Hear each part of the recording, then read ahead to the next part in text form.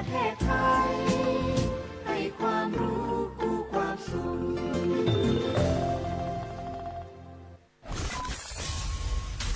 สถานีวิทยุกระจายเสียงแห่งประเทศไทยจังหวัดลำปาง 97 เมกะเฮิรตซ์ ให้ความรู้คู่ความสุขข้าราชการคือพลังขับเคลื่อนประเทศภายใต้นโยบายรัฐบาลดิจิทัลพัฒนาบริการภาครัฐเพื่อประชาชนให้รวดเร็วเข้าถึงง่ายและเป็นธรรมด้วยปณิธานซื่อสัตย์ต่อหน้าที่ยึดมั่นความดีมีจิตมุ่งบริการสืบสารงานเพื่อปวงประชาทุกภารกิจยึดมั่นหลักธรรมาภิบาล1 เมษายนวันข้าราชการพลเรือนร่วมทำงานด้วยหัวใจเพื่อประเทศไทยที่ก้าวหน้าและยั่งยืน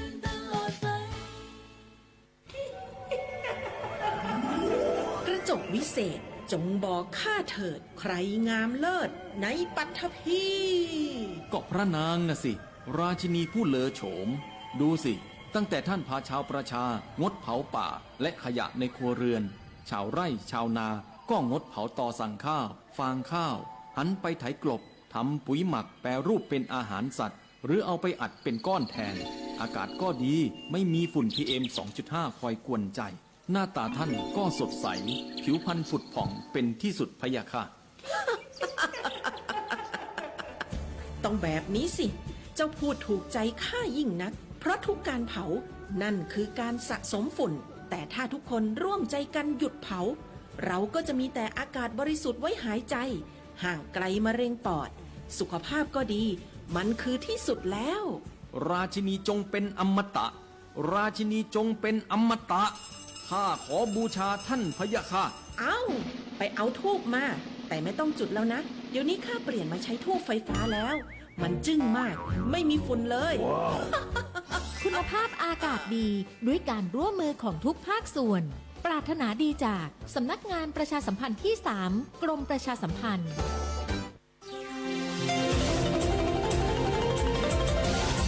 วิทยุแห่งประเทศไทยให้ความรู้คู่ความสุขที่นี่สถานีวิทยุกระจายเสียงแห่งประเทศไทยจังหวัดลำปาง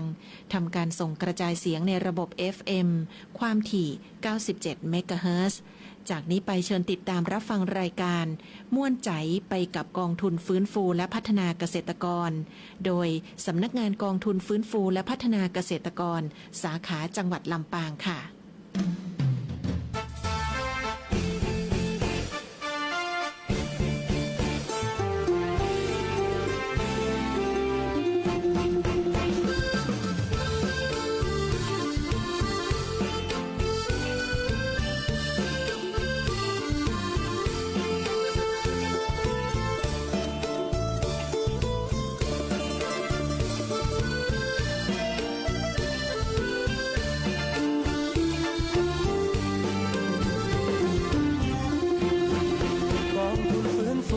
พัฒนาเกษตรกรเพื่อเกษตรกรที่เดือดร้อนปัญหาหนี้สินมีหลายครอบครัวต้องจำนองด้วยที่ทำกิน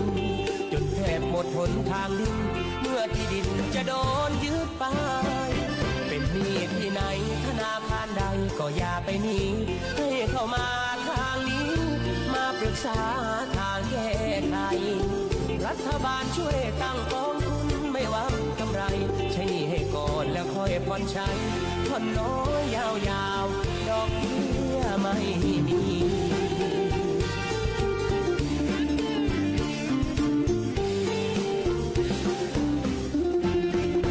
กองทุนฟื้นฟูกันด้วยหัวใจเพื่อเกษตรกรไทยทั่วเมืองไทยที่มีปัญหาฟื้นฟูเร็วรีบเพราะมีเงินทุนให้พัฒนาเราเอาหัวใจมาช่วยนำพาทุกวันเวลาไม่มีพันแปรกองทุนฟื้นฟูและพัฒนาเกษตรกรความรักความอาทรจากหัวใจห่วงใยดูแลทำงานโปร่งใสรวดเร็วทันใจแก้ไขเพียงแค่ด้วยปณิธานที่แน่วแน่เราพร้อมดูแลพี่น้องทุกคน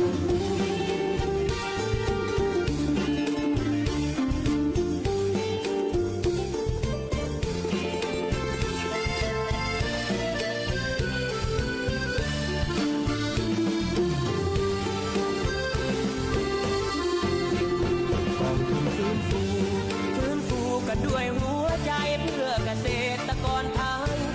เมืองไทยที่มีปัญหาฟื้นฟูเร็วรีบเพราะมีเงินทุนให้พัฒนาเราเอาหัวใจมาช่วยนำพาทุกวันเวลาไม่มีพันแปรกองทุนฟื้นฟูและพัฒนาเกษตรกรความรักความอาทรจากหัวใจห่วงใยดูแลทำงานโปร่งใสรวดเร็วทันใจแก้ไขเทคแคร์ด้วยปณิธานที่แน่วแน่เราพร้อมดูแลพี่น้องทุกคนทำงานโปร่งใสรวดเร็วทันใจแก้ไขเทคแคร์ด้วยปณิธานที่แน่วแน่เราพร้อมดูแลพี่น้องทุกคน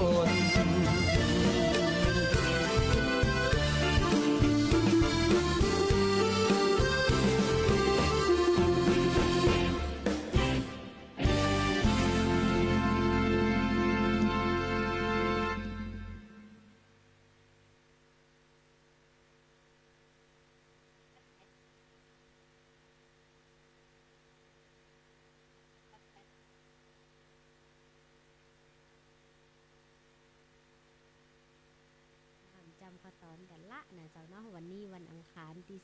17มีนาคม2567มันก็บัดใจ69 หลายคนตั้งใจฟังกันก็นะเจ้าอยู่ที่บ้านเป็นอย่างไรพ่องนะเจ้าขอบคุณแฟนรายการทุกท่านที่ทักทายมาก่อนหน้านั้นแล้วก็แนะนำบทเพลงนะเจ้าน้องรุ่งสุรีชัยสอนพนักงานอาวุโสนะเจ้าสำนักงานกองทุนสาขาจังหวัดลำปางมาทักทายแล้วก็เอาข้อมูลข่าวสารดีๆมาฝากพี่น้องเฮานะเจ้าเนาะม่วนใจไปกับกองทุนฟื้นฟูนะเจ้าชีวิตตุกตังใดมาบัสบายใจตังใดมาหมุนมาคลื่นนี้97เมกะเฮิรตซ์สวทลำปางบ่ายโมงถึงบ่าย2โมงโดยประมาณนะเจ้าหรือว่าผ่านทางไลฟ์สดเนาะมาม่วนใจด้วยกันนะเจ้าการม่วนอกม่วนใจนี่นะหาบ่ได้ง่ายๆนะ ถ้าท่านหมุนมาคลื่นนี้แล้วก็แนะนำบทเพลงแล้วก็ส่งข้อมูลข่าวสารดีๆมายังเฮานะเจ้า0542245556เดี๋ยวเจ้าเนาะเอายินดีเป็นสื่อกลางในทุกๆเรื่องนะเจ้าวันนี้หลายๆพื้นที่เนี่ยเจ้าเนาะก็อากาศก็เย็นสบายแต่วันก่อนนั้นฝนก็โปรยปลายลงมานะเจ้าดีว่าบ่เอาลมมาตัวนะเจ้าแต่หลายพื้นที่ก็อากาศก็เริ่มร้อนละนะเจ้าเนาะก่อนเข้ารายการเนาะนะเจ้าเนาะก็มีแฟนรายการตั้งบ้านจวก เราไปน้องมันตาแหนนะเจ้าเนาะบอกว่าพี่สาวคนงามจากตาแหนแล้วก็พี่สาวคนงามจิตอาสาตั้งบ้านจวกนะเจ้าเนาะแล้วก็สะทอมไห้นะเปิดเอินว่าอย่ามาดักแซบไม่ได้ดักแซบนะตั้งวันนี้นะสำนักงานกองทุนฟื้นฟูปักเขปักเงยอยู่หลายเรื่องอยู่ตะวันนี่ก็ลงพื้นที่นิคมพัฒนานะเจ้าเนาะไปตีมูลนิธิรัฐภูมินะเจ้าเนาะเพื่อที่จะพาพี่น้องเกษตรกรที่ได้เขียนแผนมาก่อนหน้านั้นแล้วนะเจ้าลงไปพัฒนาแผนซึ่งแผนโครงการที่เป็นขอรับการสนับสนุนจากกองทุนเฮานะเจ้าเนาะอย่างที่มีบางส่วนที่ต้องปรับเพราะว่าบ่เข้าตามมาตรา5เฮานะเจ้าเนาะอย่างที่บอกแล้วนะเจ้าเขียนมาเตอะบ่มีผิดถูกถ้าท่านผิดถูกจะใดเดี๋ยวสำนักงานกองทุนจะลงไปบอกท่านว่าที่เขียนอย่างอีเนอร์นะเจ้ามันจะได้เข้าผ่านเกณฑ์นะเจ้าซึ่งตะวะก็มีพี่น้องพื้นที่อำเภอเมืองปานนะเจ้าเนาะทางอำเภองาวนะเจ้าแล้วก็ในส่วนของกลุ่มวังสีภูมิตะวะประมาณ30กว่าท่าน30กว่ารายนะเจ้าจาก4องค์กรนะเจ้านางพัฒนาแผนกันนะเจ้าเนาะในส่วนของพี่น้องเกษตรกรตีอู้เอ๋ยกันเข้ามาหลายๆคนนะเจ้าถามว่ากองทุนฟื้นฟูนี่มันอยู่ตังใดอีนะเจ้าเนาะ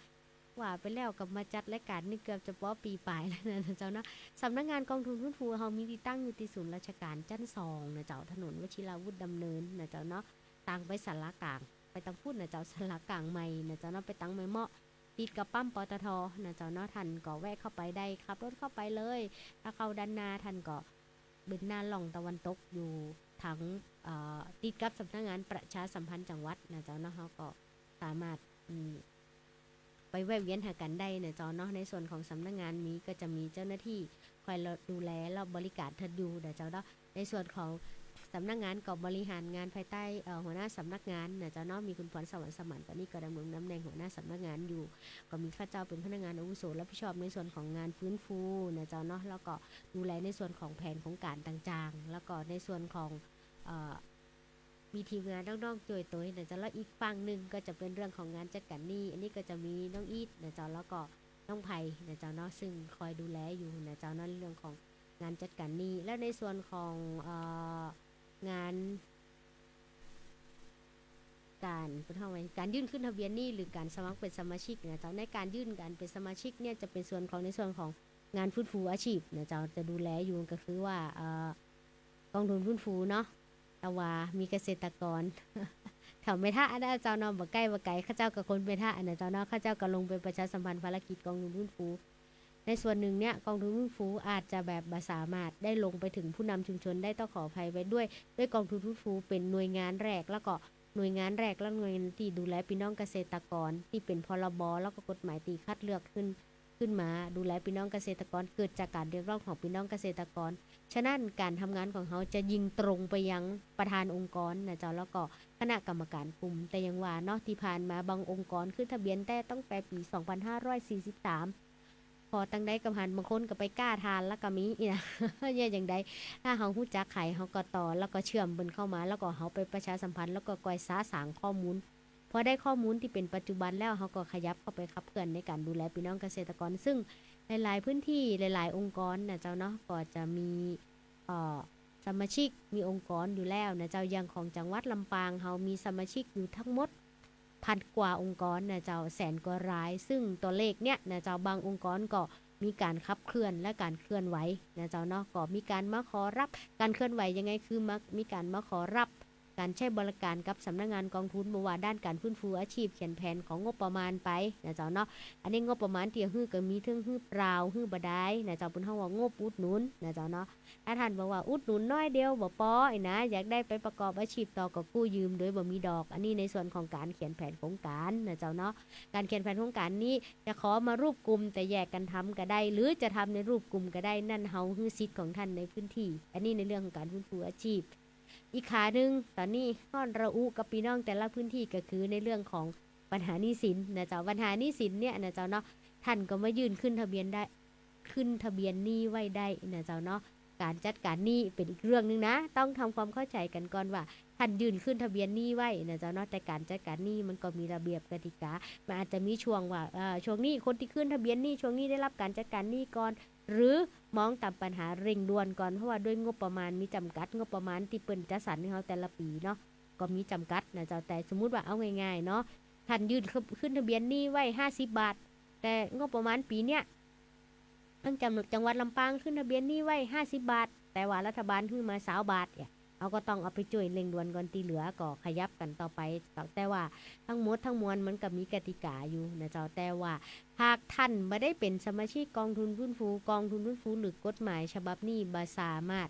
ลงไปคุ้มครองท่านได้อันนี้ต้องชี้แจงชัดเจนตัวให้นะเจ้าแล้วก็คนที่จะมีสิทธิ์เข้าถึงสิทธิ์ตรงนี้ได้ท่านต้องเป็นเกษตรกรนะเจ้าเนาะซึ่งรวมตัวกันตั้งแต่50 คนขึ้นไปนะเจ้าเนาะท่านถึงจะเป็นสมาชิกกองทุนฟื้นฟูบางคนมีกลุ่มอยู่แล้วแต่ล่มหายตายจากไปแล้วบ่ถึง50 คนนะเจ้าความเป็นองค์กรท่านก็ต้องหายไปฉะนั้นท่านก็ต้องเสาะคนมาเปาะนะเจ้าเนาะบางหลายพื้นที่นะเจ้าเป็นที่น่าชื่นใจนะเจ้าเนาะทั้งผู้นำชุมชนเองนะเจ้าแล้วก็มีคนจิตอาสาในพื้นที่นะเจ้าเนาะลุกขึ้นมาหากองทุนฟื้นฟูเองเลยลงไปช่วยดูแลคือกำนะเจ้าเนาะหรือบางพื้นที่นะเจ้าเนาะเขาเห็นแล้วว่าเป็นกลุ่มที่น่าสนใจเนี่ยจะได้จะฮึ่งเปิ้นรุดพ้นจากความยากจนและเปิงตัวเก่าได้เขาก็ลงเข้าไปหาแกนนำในพื้นที่นะเจ้าอันนี้คือตีมาติไปของกองทุนฟื้นฟูนะเจ้าว่าเขาเนี่ยไออย่างผ่องเนาะนะเจ้าเนาะเดี๋ยวอู้มืนไปเดี๋ยวคนจะกาย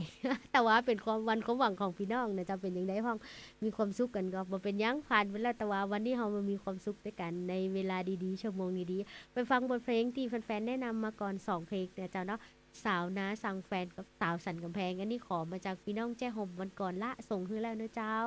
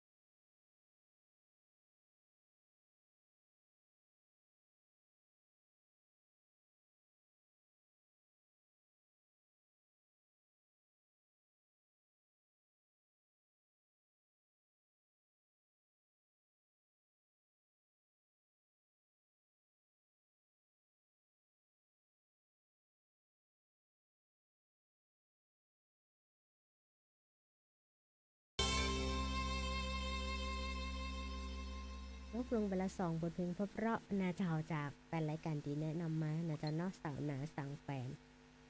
แล้วก็สาวสันกำแพงนะเจ้าเนาะ2 สาวเลยนะเจ้าสั่งแฟนเป็นกูนะเจ้าเนาะก็เวลาแห่งความสุขนะเจ้ามันลุ่นไปเร็วแต่นะเจ้านี่บ่ายโมง21 นาทีละผ่านเข้ามาเกือบถึงชั่วโมงละนะเจ้าเนาะแฟนรายการอยู่ตั้งใดฟังชัดเจนดีก็เป็นอย่างไรพ่องนะเจ้าเนาะขอบคุณไปยังพี่สุกันดานะเจ้าที่บอกว่าเสียงเบาขนาดนะเจ้าเนาะของเขาอ่ะสงสัยขึ้นมันไกล แต่นี่ฟังจากกทมนะเจ้าเนาะกรุงเทพมหานครเพิ่นว่าเป็นทางไปกรุงเทพแต่เป็นก็ยังติดตามรับฟังแฟนประจำของสวทลำปางแล้วก็แฟนพันธุ์แท้ของกองทุนฟื้นฟูนะเจ้าเป็นสมาชิกกองทุนฟื้นฟูรุ่นแรกๆนะเจ้าที่ได้รับจัดการหนี้จากกองทุนตามมติคณะรัฐมนตรีนะเจ้าเนาะได้ให้จัดการหนี้สินสถาบันการเงินคือธกสนะเจ้าดอกตัดทิ้งเหลือ1/1นะเจ้าเนาะใครที่ว่ากองทุนฟื้นฟูบ่มีแต่นะ เฮามีเกษตรกรที่สามารถยืนยันตัวตนได้ว่าเฮาช่วยจัดการหนี้ให้เปิ้นแล้วก็รักษาที่ดินทำกินของพี่น้องเกษตรกรไว้ในหลายพื้นที่ตัวนะเจ้าเนาะในส่วนของสำนักงานกองทุนฟื้นฟูนะเจ้าเนาะขออนุญาตนำเรียนอีกรอบนึงนะเจ้าเนาะตะกี้ไปเสียงอาจจะเบานะเจ้าสำนักงานกองทุนฟื้นฟูเฮามีที่ตั้งอยู่ที่ศูนย์ราชการนะเจ้าเนาะศูนย์ราชการจัด2เนี่ยเราทางไปเหมาะนะเจ้าท่าน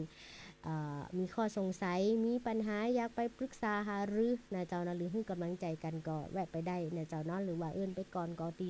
054 265 054นะเจ้าเนาะเฮามีทีมงานคอยดูแลท่านอยู่2ส่วนงานนะเจ้าในส่วนที่1ก็คือในส่วนของการฟื้นฟูอาชีพนะเจ้าเนาะก็มีการขอรับแบบเขียนแผนโครงการนะเจ้าแล้วก็ขอยืนขอหันจะของบบ่ได้ก็ได้นะเจ้าหรือว่างบกู้ยืมติบ่มีดอกก็ได้อันนี้ในเรื่องของการฟื้นฟูอาชีพนะเจ้าแต่ท่านนะเจ้าเนาะต้องเป็นสมาชิกก่อนนะเจ้าเนาะการจะฮู้ว่าเป็นนะเจ้าท่านเช็คตะกอนท่านเคยไปเลือกตั้งผู้แทนเกษตรกรก่อนนะเจ้าหรือว่าท่านก็บอก ID เลข13หลักให้น้องๆทีมงานนะเจ้าเนาะเปิดก็จะเช็คว่าท่านเป็นสมาชิกก่อนะเจ้าเนาะเพราะว่าสำนักงานกองทุนจังหวัดลำปางเขาเนี่ยมีสมาชิกทั้งหมด1,000 กว่าองค์กรนะเจ้าเนาะแล้วก็100,000 กว่ารายนะเจ้าตีตัวเลขตียืนยันนะเจ้าจากข้อมูลในระบบของเขานะเจ้าเนาะและส่วนของอีกด้านนึงบางคนบอกว่ายังสามารถมีงบประมาณในการประกอบอาชีพอยู่แต่ว่าปัญหาตอนนี้ที่ตอนเนี้ยอย่างก็เสื้อขาวก็แห้งแสดงกันมานะเจ้าเนาะมาน้ำไหลบะตันกันนี่นะฮับตังเดียวออกหลายตังก็คือปัญหาในเรื่องของหนี้สินนะเจ้าก็เดินเข้าไปที่สำนักงานกองทุนยื่นประสงค์ขึ้นทะเบียนหนี้กับสำนักงานกองทุนนะเจ้าเนาะก็ขอรับแบบใดนะเจ้าซึ่งจะมีน้องๆเจ้าหน้าที่ทีมฟื้นฟูกับทีมจัดการหนี้คอยดูแลท่านในส่วนของทีมจัดการหนี้ก็จะมีน้องอีทน้องไผ่น้องต้อมนะเจ้าเนาะ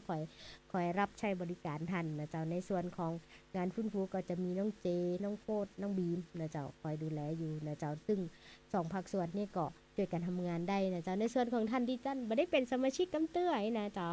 สนใจที่จะเป็นสมาชิกนี่อย่างใดเนาะเขาก็จะบอกว่าท่านก็ไปเช็คก่อนถ้าท่านบ่เป็นสมาชิกนะเจ้าท่านมี2รูปแบบที่1ท่านรวมตัวกันในพื้นที่นะเจ้าในชุมชนตั้งแต่50 คนขึ้นไปนะเจ้าเนาะเป็นสมาชิกมีคณะกรรมการมีการจัดตั้งมีแบบฟอร์มต่างๆนะเจ้าเนาะประกอบอาชีพประกอบกิจกรรมด้วยกันทั้งหมดทั้งมวลท่านต้องเป็นเกษตรกร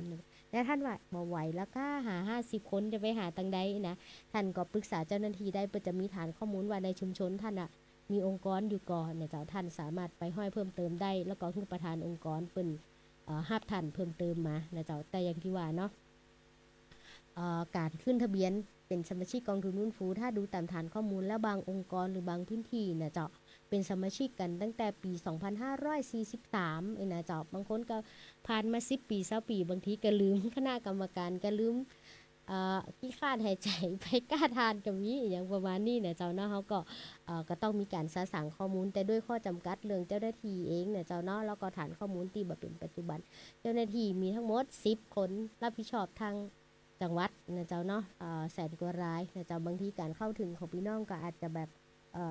ได้บันทึกเต็มที่เขาก็เลยใจน้ำเลี้ยงสั่งปากผ่านทางสวทลำปางนี่ประชาสัมพันธ์ให้พี่น้องเกษตรกรว่ามาเป็นสมาชิกกองทุนฟื้นฟูให้เนอถ้าท่านเป็นสมาชิกแล้วท่านจะได้สิทธิ์ยังบ่ว่าในสิทธิ์ของการจัดการหนี้นะเจ้าถ้านี้ที่ท่านเป็นหนี้นอกระบบท่านก็ขึ้นมาได้นะบอกก่อน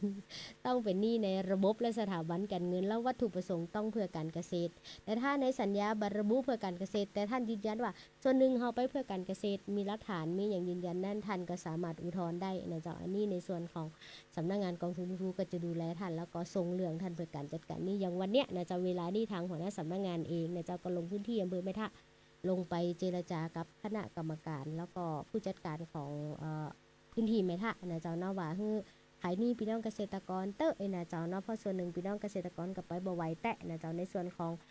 สหกรณ์เองก็จะได้มีงบประมาณไหลเข้าสหกรณ์เพื่อในการเป็นทุนสำรองหมุนเวียนเพราะว่าตามยังไงก็บ่ได้เพราะพี่น้องเกษตรกรเนี่ยความเสี่ยงสูงมากบ่ว่าภัยธรรมชาติกาอย่างต่างๆกานะเจ้าบางทีก็ในเรื่องของพืชผลการผลิตการจัดการตลาดอย่างต่างๆก็มีปัญหาทำให้ราคาขายมาได้พ่องอย่างเงี้ยต้นทุนการผลิตสูงพ่องอย่างจะพอถึงตอนขายแล้วอ่ะเจ้าขายมาได้อย่างเจ้าอันนี้ก็เป็นปัญหากับพี่น้องบ่สามารถจัดการหนี้ได้แต่พอท่านมาขึ้นทะเบียนหนี้กับเฮาแล้วก็เพราะว่าสหกรณ์เป็นนิติบุคคลนะเขาต้องขอความร่วมมือเปิ้นขายเพราะเปิ้นขายแล้วก็คือกองทุนจัดการหนี้ท่านก็ดอกแต่ทิ้งต้นเหลือครึ่งเดียวบ่มีดอกเหมือนกันแต่ส่วนต่างไม่ได้หายไปไหนนะเจ้ารัฐบาลก็จะชดเชยให้ท่านนะเจ้าอันนี้ก็คือการจัดการหนี้ของกองทุนฟื้นฟูนะเจ้านะบางคนบอกว่าบ่มีหนี้เนี่ยอย่างใดนะเจ้าท่านก็อยากเลี้ยงเป็ดเลี้ยงไก่หรือเอายกตัวอย่างง่ายๆวันก่อนมีโอกาสลงพื้นที่โครงการประชาสัมพันธ์ทำกระบวนการเข้มแข็งเนาะเขาคัดเลือกของอำเภอแม่ทะนะเจ้าพื้นที่ตำบลนาครัวกับน้ำโจแล้วก็พี่น้องนาครัวเนาะแม่ทะมานั่งอู้จากันที่อัมพวาแม่ทะนะเจ้าก็มีโอกาสทุกวันนั้นหลายพื้นที่นะเจ้าอย่างพี่น้องตาแหนเองแม่ทะเองนะเจ้าเพิ่นก็ทำประดิษฐ์ดอกไม้นะเจ้าเพิ่นก็สามารถของงบอุดหนุนมาที่สำนักงานกองทุนฟื้นฟูได้นะเจ้าเนาะก็ขอเขียนของงบประมาณของงบอุดหนุนมาก่อนนะเจ้าบางคนบอกว่าบ่ฮู้จะไปแย่หยังน้องลุงนี่นะก็เขียนงบอุดหนุนขอศึกษาดูว่าสมมุติว่าท่านสนใจเรื่องในการทำลดต้นทุนการผลิตนี่นะอยากปุ๋ยนี่นะเจ้าเนาะท่านก็เขียนแผนของการขอปัจจัยการผลิตไปในการทำปุ๋ยแต่ท่านบ่ฮู้จะทำปุ๋ยยังไงท่านอาจจะอยากไปศึกษาทางสถาบันศึกษาแม่โจ้หรือศูนย์เรียนรู้ต่างๆท่านก็เขียนของงบศึกษาดูงานได้นะเจ้าเนาะซึ่งสำนักงานกองทุนฟื้นฟูยินดีให้บริการพี่น้องนะเจ้าเนาะได้ตลอดเวลานะเจ้าเพราะว่าเขาถือว่าพี่น้องเกษตรกรคือหัวใจหลักของกองทุนฟื้นฟูนะเจ้าก้าวแรกก้าวอย่างหัวใจที่แท้จริงอยู่ที่เกษตรกรนะเจ้าคุณสมบัติของเกษตรกรนะเจ้าเนาะก็จะส่วนใหญ่จะมาเป็นนิติบุคคลนะเจ้ากรณีเป็นนิติบุคคลนะเจ้าจะต้องมีการประกอบอาชีพเกษตรกรรมด้วยกันนะเจ้าเนาะซึ่งส่วนใหญ่ก็พี่น้องเกษตรกรเฮานะเจ้าในส่วนของจังหวัดลำปางนี่ส่วนใหญ่ก็เป็นเกษตรกรนะเจ้าเนาะการยื่นขึ้นทะเบียนนะเจ้าเนาะจะต้องได้รับการรับรองจากนายทะเบียนก่อนนะเจ้าเนาะท่านต้องเป็นเกษตรกรมีผู้แทนองค์กรมายื่นนะเจ้าผู้แทนองค์กรจะเป็นคนรับรองว่าท่านคือเกษตรกรในพื้นที่ตามมาตรา5นะเจ้าเนาะแล้วก็ตามเจตนารมณ์ของกองทุนที่ปรารถนาให้พี่น้องเกษตรกรรวมตัวกันนะเจ้าพอรวมตัวกันเขาก็จะมีอำนาจต่อร้องหรืออีกประการหนึ่งก็คือถ้าในพื้นที่มีเรื่องมีราวมีปัญหาเขาก็วัดถวายไก่องค์ตีนอู้กันเนาะทกเครือหาเก้ามาอู้มาจ่ากันนะเจ้าเป็นเรื่องตีดีและงดงามเพราะว่าถึงวันเนี้ยระบบนโยบายต่างๆที่ไหลเข้ามาบางทีคนกำหนดนโยบายอยู่ข้างบนนะเจ้าพี่น้องเกษตรกรอยู่ข้างล่างบางทีเป็นตัดเสื้อใส่ให้เฮานะเจ้าเนาะบางทีมันก็ใส่บ่เปิ้งพ่องบ่ถูกพ่องอย่างพ่องฉะนั้นเฮาก็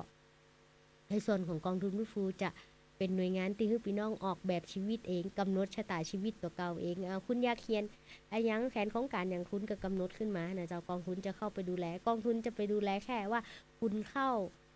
ตามเจตนารมณ์กองทุนตามประกาศของคณะกรรมการบริหารของกองทุนก็นะเจ้าส่วนใหญ่การประกาศของเปิ้นก็คือ1ต้องเป็นไปในการเพื่อการอนุรักษ์ทรัพยากรธรรมชาติเนาะต้องเป็นเรื่องของการเกษตรนะเจ้าเนาะอันนี้ก็คือแล้วก็ที่สำคัญมันยั่งยืนก่อนนะเจ้าแล้วก็ที่สำคัญที่สุดปีนี้นะเจ้ากองทุนฟื้นฟูตระหนักดีว่าความเสี่ยงของพี่น้องจะสูงเพิ่มขึ้นจากภัยธรรมชาติแล้วก็ภัยเศรษฐกิจแล้วก็สถานการณ์การเมืองที่บ่นิ่งสถานการณ์ของที่เขาติดตามและฟังข่าวสารนะเจ้าเนาะฉะนั้นเขาก็บ่ต้องตระหนกแต่เขาต้องตระหนักและเตรียมตั้งรับกับสถานการณ์ที่เกิดขึ้นก็คือการเปิ่งตัวเก่าให้หนักที่สุดบอกว่าการเปิ่งตัวเก่าด้านพลังงานด้านความมั่นคงด้านอาหารด้านอากาศอย่างต่างๆอันนี้ด้วยความห่วงใยจากสำนักงานกองทุนฟื้นฟูสาขาจังหวัดลำปางนะจ๊ะภายใต้การบริหารการขอบคุณพรสวรรค์แล้วก็มีคณะกรรมการคณะอนุกรรมการนะจ๊ะมีทั้งภาครัฐภาคเอกชนนะจ๊ะแล้วก็ภาคเกษตรกรที่คอยมากำกับดูแลสำนักงานให้ทำงานเป็นไปตามวัตถุประสงค์แล้วก็คอยบริการพี่น้องตัวแต่เจ้าเนาะหลายคนทางมีข้อสงสัยอย่างมาได้แต่เจ้าเนาะ0542245556นะเจ้าหรือตั้งคำถามมายังผ่านทางไลฟ์สดของสวทลำปางก็ได้นะเจ้าเนาะเฮาติดตามรับฟังเป็นเพื่อนเป็นป้องกันนะเจ้าเนาะเวลาดีๆอีกนะเจ้าเนาะก็มีแฟนรายการทุกคนทักทายมานะเจ้าเนาะก็คุณบุญชนกอนันตะวระนะอันนี้ก็ ยินดีนะเจ้าสวัสดีนักๆนะเจ้าเนาะแล้วก็ปีสีนวลเนาะหลายๆคนที่ฟังอยู่นะเจ้าเนาะที่บ้านนะเจ้าทักมาทางแชทส่วนตัวแล้วก็ทักทายไปยังแฟนรายการที่ฟังวิทยุอยู่นะเจ้าบ่ได้ฝานทางไลฟ์สดนะเจ้าเนาะก็ยินดีนักๆนะเจ้าตีเป็นเพื่อนเป็นป้องกันในเวลาดีกับบ่ายโมง31นาทีนะเจ้าเนาะวันอังคารที่17มีนาคม2569มีข้าเจ้ารุ่งสุรีชัยสอนนั่งเป็นเพื่อนอยู่นะเจ้าเนาะเอาล่ะเป็นกำลังใจให้กันไปฟังเพลงม่วนๆ2บทเพลงที่แฟนรายการได้นำมาพร้อมๆกันนะเจ้า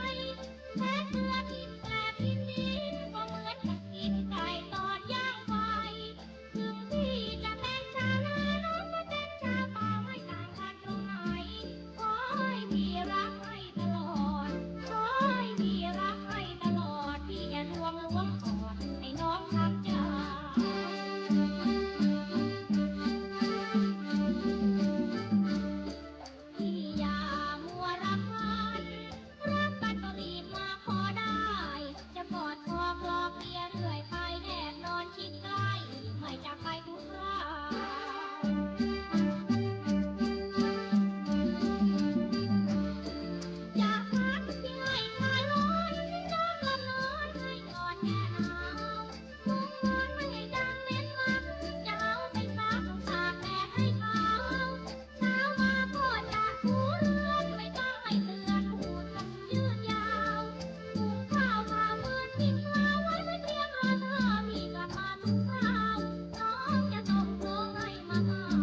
น้องจะต้มโครงให้มาม่าให้พี่กินซีดปากเดี๋ยวซีดมะนาว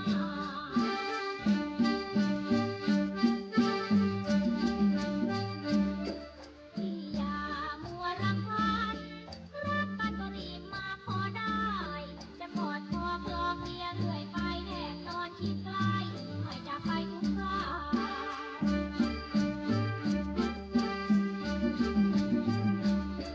อยากพักที่ให้คลายร้อนอยากหลับนอนให้กอดแน่หนา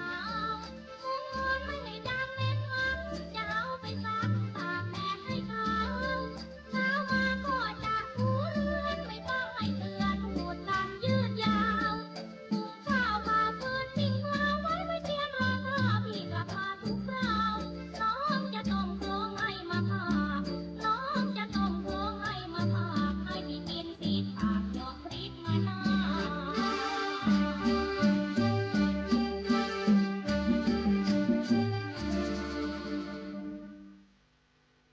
เจ้าสองเพลงเพราะๆนะเจ้าส่งให้แฟนรายการที่ฟังอยู่ที่บ้านเป็นยังไงก็ เปิงอกเปิงใจกันดีก็นะเจ้าเนาะเพลงแรกนะเจ้าเนาะสัจจะชาวนานะเจ้าแล้วก็เพลงที่สองนะเจ้าเนาะก็เป็นเสียสัจจะจากสาวชาวนานะเจ้าเนาะมีสัจจะเป็นกูชาวนาเนี่ยมันมีสัจจะแต่นาชาวนาไทยเขาเนี่ยเจ้าซึ่งเป็นกระดูกสันหลังของชาตินะเจ้าเนาะก็เป็นสิ่งที่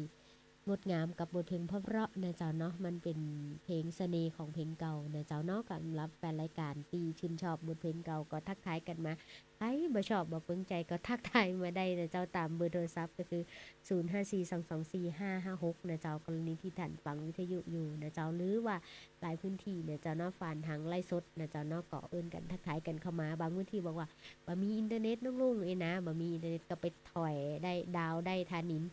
นะเจ้าเนาะก็ยินดีนะเจ้าเนาะแฟนรายการลูกพื้นที่ตีแล้วก็ทักทายขอบทเพลงมานะเจ้าปีสีนวลนะเจ้าน้องติดข้างพี่ไว้ตั้งแต่อาทิตย์ที่แล้วระดับโพสต์อีกอะเดี๋ยวจะให้น้องดิวนะเจ้าเนาะช่างเทคนิคเนาะเสาะฮือนะเจ้าเดี๋ยวส่งฮือกันละกันนะเจ้าเนาะอันนี้ก็มีช่างเทคนิคหน้าตาดีเคยเมทะเขาเอง เคยวัดบอมนะเจ้าเนาะมานั่งเป็นเพื่อนนะเจ้าผู้นู้นด้วยกันก็มาใกล้มาไกลอยู่ใกล้ๆกันท่านละนะเจ้าเนาะวันนี้ก็ส่งเสียงทักทายกันนะเจ้าเนาะกับแฟนรายการหลายๆพื้นที่นะเจ้าวันนี้ก็ช่วงนี้ก็จะลงพื้นที่เมทะบอยน้อยยังบายวันนี้หัวหน้าสำนักงานเองก็ลงไปกับทีมสหกรณ์วันนี้เป็นมีการเมื่อวานก่อนเป็นมีการคอนเฟอเรนซ์หรือประชุมซูมกับทางอธิบดีกรมสหกรณ์นะเจ้าในการเร่งแก้ไขปัญหาหนี้สินของเกษตรกรฉะนั้นพี่น้องเกษตรกรที่ขึ้นทะเบียนหนี้ไว้แล้วกรณีสถาบันการเงินกรณีหนี้สหกรณ์นะเจ้าเนาะก็กรณีไปยื่นกลับมายื่นความประสงค์กับสำนักงานได้เลยนะเจ้าใครที่ยังไม่ได้ยื่นเอกสารก็เข้าใจยื่นเอกสารนะเจ้าแล้วกรณีหนี้สถาบันการเงินอื่นถ้าท่านมีปัญหาหนี้เร่งด่วนก็แจ้งเข้ามาได้นะเจ้าเนาะแต่ก็ยังมีคำถามหลายคนว่า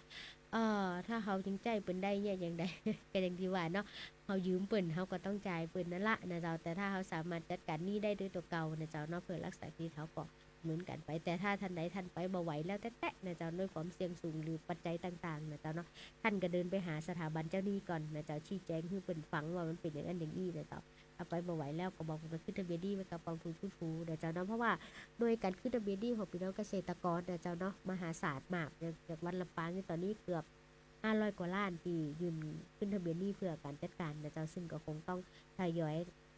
ตามลำดับนะเจ้าขั้นแล้วก็ตามคิวเนาะแล้วก็ตามความสำคัญเร่งด่วนปัญหาเร่งด่วนบางคนว่าแล้วปัญหาเร่งด่วนเป็นอย่างไรน้องลุงปัญหาเร่งด่วนเหมือนกันระดับหนี้มันจะถูกจัดไว้ตั้งแต่หนี้ NPL หนี้ NPA NPL คือหนี้ที่บ่ได้ส่งนะเจ้าเนาะเป็นหนี้เน่าอีนะแล้วก็กรณีหนี้ NPA คือขายให้บุคคลที่3ไปแล้วนะเจ้าอันนี้ก็คือในส่วนของ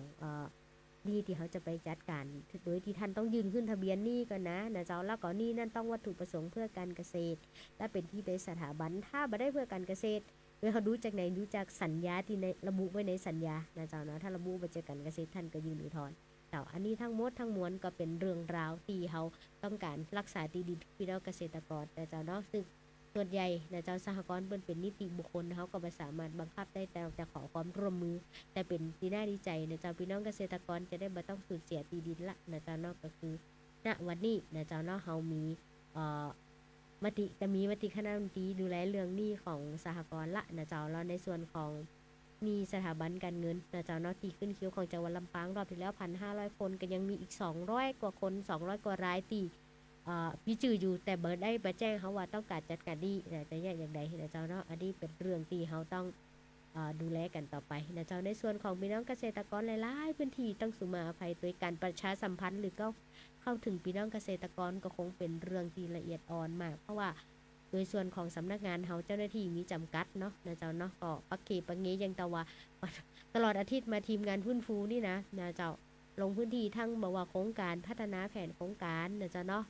ในส่วนของโครงการประชาสัมพันธ์เชิงรุกนะเจ้าหรือว่าโครงการในเรื่องของเนี่ยจะได้ขึ้นกระบวนการเข้มแข็งนะเจ้ายังเหลืออีก2โครงการก็คือการสร้างสรรค์ข้อมูลแล้วก็โครงการตลาดนะเจ้าเนาะตอนนี้ก็บ่ายโมง42ละนะเจ้านะยังมีบทเพลงที่พี่น้องขอมาข้างกันเยอะมากหน่อยนะเจ้าแต่วันนี้อยากจะบอกว่า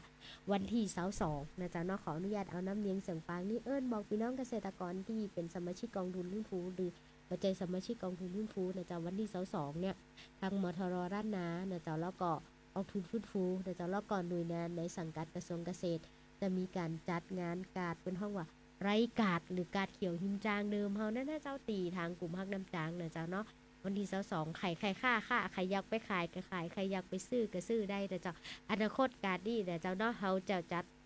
เดือนละ2ครั้งนะเจ้าในเรื่องวันแรกประเดิมวันอาทิตย์ที่22นี่นะเจ้าเนาะถึงแล้วหลังจากนั้นเขาก็เปิดแล้วก็จะมีเฟสติวัลนะเจ้าเนาะไล่สดต่อไปแล้วทีเนี้ยพี่น้องเกษตรที่ประสงค์ไปขายติดต่อได้ที่สำนักงานกองทุนฟื้นฟูนะเจ้าแล้วก็ในส่วนพี่น้องเกษตรกรไปช้อปปิ้งเขาก็จะมีคูปองพิเศษทุกพี่น้องในช้อปปิ้งฟรีนะเจ้าแล้วก็เอาคูปองไปแลกแล้วก็ทางเมกาก็จะเอาคูปองมาแลกกับสำนักงานกองทุนและส่วนหนึ่งสำนักงานกองทุนก็จะมีค่าใช้จ่ายค่าเดินทางที่เมกาสำหรับดีเดย์วันที่22นี่นะเจ้าเนาะสนใจสอบถามมายังสำนักงานกองทุนฟื้นฟูนะเจ้า054265 054นะเจ้า054265 054กับการติดต่องานตลาดผ่านไปยังสำนักงานกองทุนสาขาลำปางได้นะเจ้าเนาะแล้วก็ในส่วนอาจจะมาทางสวทลำปางก็ได้เพราะว่านี่เปิ้นจะเป็นภาคีร่วมจัดในส่วนของการเกิดประชาสัมพันธ์การเขียวคุณเฮาว่าไล่การนะเจ้านอกจากมีการจำหน่ายสินค้านะเจ้าเนาะของปีปลอดภัยนะเจ้าดีต่อใจดีต่อโลกแล้วนะเจ้าเนาะก็ยังมีเรื่องของการเวิร์กช็อปในเรื่องของศิลปะมีกาแฟนะเจ้าถึงแม้อากาศจะร้อนยังไงแต่ถ้าจิตใจเขาจุบเย็นนะเจ้าเนาะอยู่ให้เย็นเป็นให้ได้เขาอยู่ด้วยกัน สงสัยห้องทรงไว้อากาศเย็นจืดใจขนาดตอนนี้ผมเดินเลยกันเหลิ่มละนะเจ้าเนาะน้ำเสียงอาจจะเริ่มกันจมูกนะเจ้าเนาะกันนี่บ่ายโมง44แล้วเอาท่านไปฟังอีก2บทเพลงกันละกันนะเจ้าเนาะสุดท้ายเดี๋ยวกลับมาทักทายแล้วก็ส่งรายการกันนะเจ้าเนาะหลายคนมีข้อสงสัยเดี๋ยวถามหลังไม้ได้นะเจ้า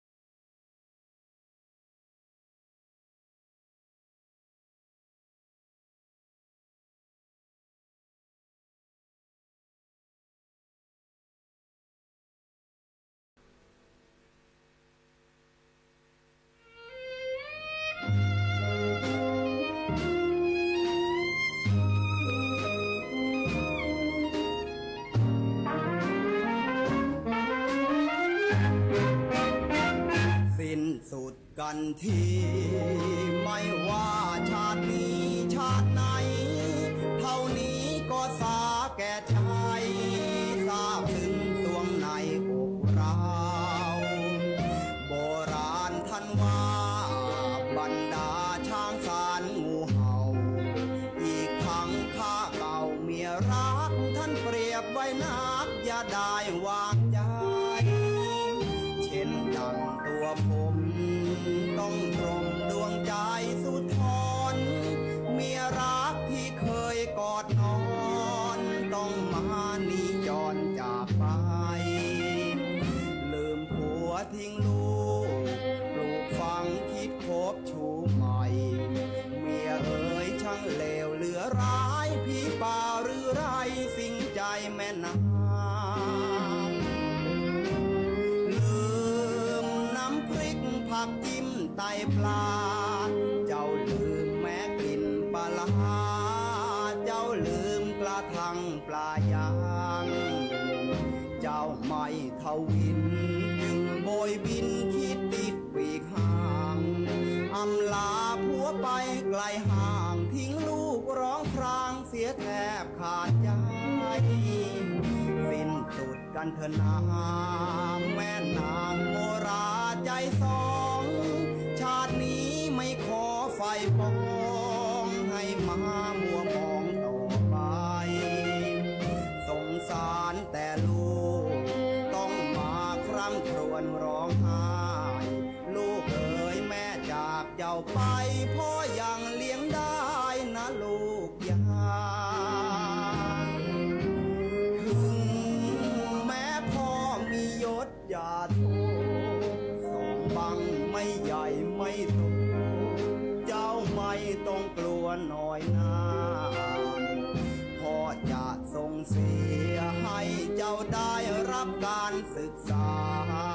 ต่อไปในภายภาคหน้าเจ้าจะได้มีวิชาติดตัวสิ้นชาติขาดกันตั้งแต่วันนี้เถิดนานางหญิงใจสามชั่วช้าเยี่ยงนางโมราคาผัวไม่เคยนึกทิมชอบชิมรสกามเมาม่วงจนลืมรักลูกรักผัว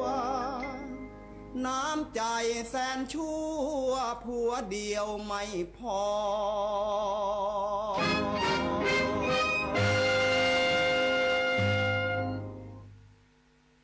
บทเพลงนะเจ้าเนาะนักตาจาโทนะเจ้าอันนี้แฟนรายการโฟนอินเข้ามายังสถานีนะเจ้าเนาะบอกว่าของบทเพลงนี้นะเจ้าส่งละนะเจ้าเนาะเสียงของคุณป่อสุรพลสมบัติเจริญนะเจ้าเนาะคงถูกใจแฟนรายการหลายคนนะเจ้าแล้วก่อนหน้านั้นบทเพลงอย่าง จำมาได้แล้วจดหมายเป็นหมันเนาะฟังก็เพลินดีนะเจ้าเนาะจดหมายเป็นหมันเป็นอย่างคนจะไม่เป็นหมันกันละกันนะเจ้าเนาะถึงวันนี้จากนโยบายหญิงก็ได้ชายก็ดีมีแค่2เลยนะสถาบันการศึกษาหลายๆที่ปิดตัวลงไปละนะเจ้าเนาะโดยเฉพาะค่านิยมคนรุ่นใหม่ก็บ่นิยมมีบุตรแต่ใดนะเจ้าเนาะทำให้ตอนเนี้ยสังคมสูงวัยสูงเยอะมากนะเจ้าแล้วก็ขาดแรงงานแล้วก็คนรุ่นใหม่ที่มาต่อนะเจ้าซึ่งเป็นปัญหาระดับประเทศเหมือนกันในอนาคตโดยเฉพาะภาคเกษตรเฮาเองนะเจ้าเนาะก็บ่มีแถวที่2นะเจ้าเนาะหรือว่าคนรุ่นใหม่ที่จะเข้ามาสืบทอดนะเจ้าโดยเฉพาะอาชีพเกษตรกรนี่นะเจ้ากับการประกอบเกษตรกรรมนะเจ้าเป็นเรื่องที่ทางเป็นโจทย์ที่ท้าทายดีเหมือนกันแต่ก็มีหลายนะเจ้าเนาะมีคนรุ่นใหม่หลายๆคนนะเจ้ากลับพื้นถิ่นเข้ามานะเจ้าสืบสานมารักษาที่ดินแล้วก็เป็นท้องว่าอย่างสืบทอดเจตนารมณ์ของปอของแม่เฮานะเจ้าอย่างล่าสุดเนี่ยทางสำนักงานกองทุนทุนฟูกับมีนโยบายนะเจ้าเนาะจะลงไปร่วมกับเกษตรอำเภอจะตั้งวิสาหกิจชุมชนแล้วก็เป็นสมาชิกกองทุนจะตั้งกลุ่มเกษตรกรที่ต้องการสร้างทางเลือกทั้งรอดทุกกลุ่มนะเจ้าเนาะโดยการจะตั้งกลุ่มเกษตรกรทางเลือกนะเจ้าเนาะอำเภอแม่ทะนะเจ้านี่ก็กำลังจะจัดตั้งกันกำลังจะเซตทีมฟอร์มทีมกันสำหรับคนรุ่นใหม่นะเจ้าหลังเขาก็จะบูรณาการร่วมกับทุกภาคส่วนเพื่อลดการใช้สารเคมีในพื้นที่โดยเฉพาะพื้นที่หลายพื้นที่นะเจ้าเนาะ มีการใช้เคมีนะเจ้าเนาะซึ่งมีปัญหาต่อสุขภาพแน่นอนซึ่งถ้าใครสังเกตคนรอบข้างท่านถึงวันเนี้ยนะเจ้าเนาะที่เดินทางไกลไปก่อนนะเจ้าอัตราการเสียชีวิตส่วนใหญ่ก็จะเป็นโรคมะเร็งนี่นะเจ้าหรือว่าการติดเชื้อต่างๆอันนี้เป็นเรื่องของการบริโภคฉะนั้นสิ่งดีนโยบายรัฐเองและกองทุนฟื้นฟูเองตระหนักและเห็นว่าพี่น้องเกษตรกรจะหลุดพ้นจากความยากจนหลุดพ้นจากปัญหาต่างๆได้ก็คือต้องผลิตอาหารเองแล้วก็ลดการใช้สารเคมีเปิงตัวเก่านะเจ้าการมาใช้สารเคมีก็เป็นการลดต้นทุนการผลิตเหมือนกันทำให้เราหลุดพ้นจากความยากจนนะเจ้าสิ่งต่างๆสิ่งเหล่านี้นะเจ้าเนาะเราตระหนักดีเขาจึงต้องทำสรุปบทเรียนมาแล้วนะเจ้าว่าทั้งเลือกทั้งรอดของพี่น้องเกษตรกรจะต้องเป็นเกษตรกรรมยั่งยืนนะเจ้าเกษตรธรรมชาติปลูกดอกไม้นะเจ้าแล้วเกษตรกรรมยั่งยืนเกษตรอินทรีย์นะเจ้า1 ไร่ปานีตอย่างต่างๆนะเจ้าซึ่ง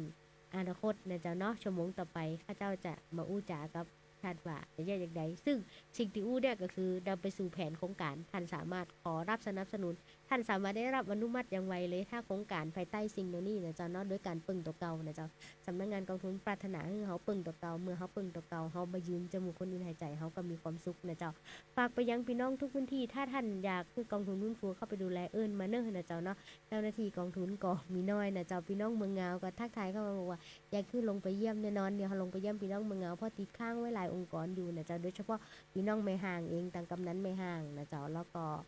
หลายพื้นที่ที่เขาอู้จากันไว้แล้วก็กำนันเพชร ต่างกำนันเพชรไหนเสริมงามนะเจ้าแล้วก็ผู้ใหญ่เพชรเหมือนกันนะเพิ่มไม่ท่านะเจ้าเนาะก็บอกว่าอยากเขียนแผนนะเจ้าเนาะปีดวงใจนะเจ้าแล้วก็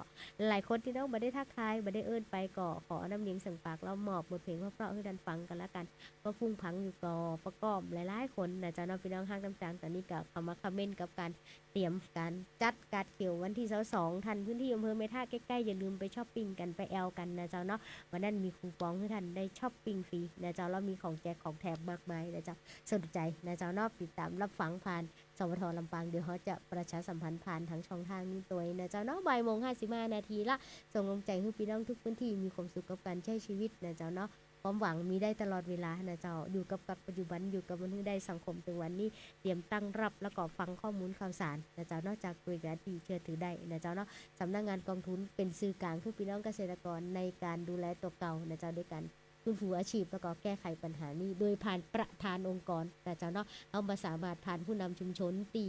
มาใจสมาชิกได้เขาต้องผ่านในส่วนของสมาชิกเขาพรบเขาคุ้มครองสมาชิกเอาล่ะวันนี้น้องลุงลาไปก่อนนะเจ้าติดข้างบทเพลงหลายๆท่านคุณนัทฟาร์มสุมาตัวกันละกันติดตามรับฟังอาทิตย์หน้านะเจ้าขอบคุณทุกเสียงทุกสายขอบคุณทุกท่านที่รับฟังนะเจ้าเนาะ